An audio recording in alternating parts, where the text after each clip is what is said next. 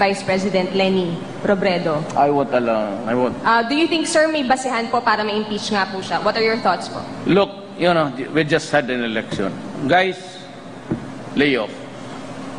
Let's stop it. Can do other things, but do not tinker with the structure of government. I will not countenance it. Elected yung tao. So, why do you have to sit just because he keeps on harping on me? Yeah, this is democracy. It's freedom of speech. Wala naman, there are no overt acts committed. Kakatapos lang ng eleksyon, bakit mo sirain bayan? Okay, malay mo ako, baka hindi na ako magising bukas sa bangungot, okay na.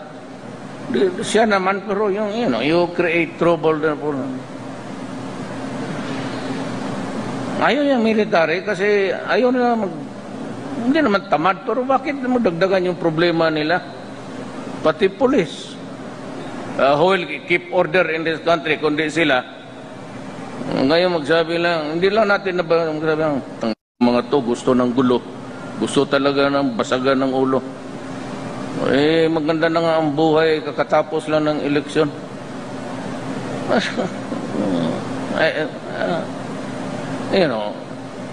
This is a democracy.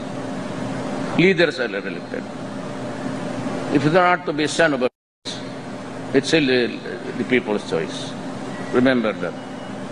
Sir, sorry, follow up. So wala kayong nakikitang mali dun sa ginawa niya, sir, na nagbigay siya ng video dun sa UN Commission on Narcotics and said na may palit ulo? Ma'am, I cannot out of the country for 4 days. I have not been abreast with the... Alam mo, hindi ako nakabasa ng newspaper. Yung mga column, hindi ko nakabasa. Yun lang, yung news talaga. But wala akong nahawak ng newspaper.